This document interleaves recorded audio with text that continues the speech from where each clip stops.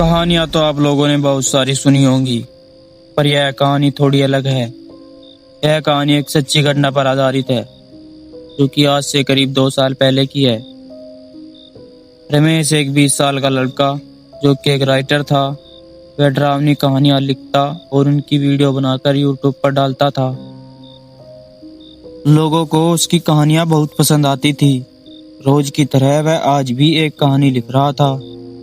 लिखते लिखते रात अधिक हो गई, तो वह बाकी का काम कल पर छोड़कर सो जाता है।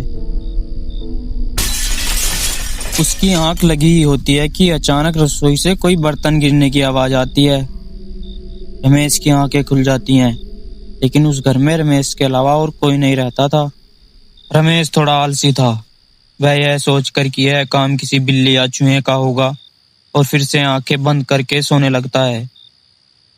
लेकिन तभी 5 मिनट बाद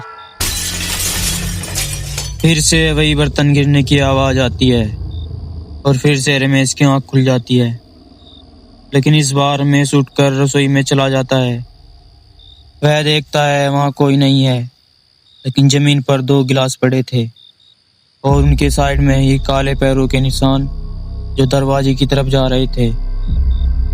रमेश यह देखकर थोड़ा घबरा जाता है और दरवाजे का लॉक चेक करता है, लेकिन दरवाजा बिल्कुल सही सलामत अंदर से बंद था। रमेश सोच में था, आखिर ये पैरों के निशान आए कैसे। रमेश दरवाजा खोलकर देखता है, सामने बिल्कुल अंधेरा था और कोई भी नजर नहीं आ रहा था। लेकिन फिर सामने उसकी नजर एक सफेद दुपट्टे पर पड़ी, जो एक पेड़ पर लटका हुआ लहरा रहा था, मानो रमेश को अपनी ओर बुला रहा हो। रमेश थोड़ी हिम्मत दिखाता है और उस दुपट्टे के बिल्कुल करीब चला जाता है। वह नॉर्मल एक दुपट्टा ही था, लेकिन तभी दूसरी साइड में उसकी नजर पड़ती है। वहां भी सेम एक दुपट्टा लटक रहा था।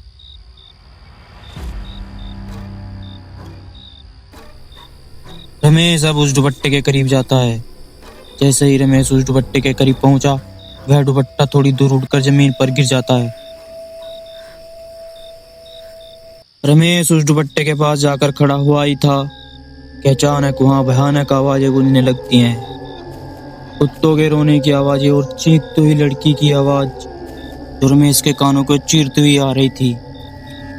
रमेश को अब काफी डर लगने लगा था। रमेश अपने घर की तरफ भागता है और घर में घुसकर दरवाजा बंद करके अपने बिस्तर पर पड़ जाता है। रात के करीब 2 बज चुके थे। रात अभी भी काफी रह रही थी। रमेश आंखें बंद करके सो जाता है, और तभी रमेश को सपना आता है। सपने में एक सुंदर जवान लड़की, नाम था आराध्या, गार्डन में अपने प्रेमी के साथ हंसती बातें करती हुई दिख रही थी। और तभी अलार्म बज जाता है और रमेश की आंखें खुल जाती हैं। रमेश सुबह सुबह ही थका हुआ महसूस कर रहा था, मानो आज वह सोया ही ना हो। और तभी बाहर से उसे लोगों की आवाजें सुनाई देती है। वह बाहर निकलकर देखता है, जिस दिशा में वह रात गया था उस दिशा में ही कुछ लोग खड़े हैं। वह वहां जाकर देखता है, वहां बहुत सारे पुलिस ऑफिसर खड़े हैं, और सामने उसी जगह से लाश निकाली हुई है जहां पर रात वह सफेद दुपट्टा पड़ा था। लाश का चेहरा देखकर रमेश के होश उड़ जाते हैं। वही लड़की जो रात उसके सपने में आई थी। रमेश यह सब देखकर हैरान रह जाता है, आखिर ये कैसे संभव हो सकता है। आज से पहले रमेश ने यह सब कहानियों में पढ़ा था, लेकिन आज ये सब हकीकत में देखकर वह हैरान था। रमेश पास खड़े लोगों से इस लड़की के बारे में पूछता है, क्या कोई इस लड़की को जानता है। वहां खड़ी एक औरत उसे बताती है, इसका नाम आराध्या है और यह पास के ही गांव की एक लड़की है। मतलब जो रात रमेश ने देखा वह हकीकत था।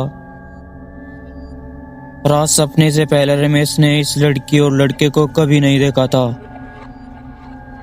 तो रात अचानक से इनका यूं सपने में आना रमेश को और भी चिंता में डाल रहा था। लेकिन रमेश पुलिस और इन सब के झंझटों में नहीं पड़ना चाहता था। रमेश धीरे से अपने घर चला जाता है। और अपने रोजमर्रा के कामों में लग जाता है।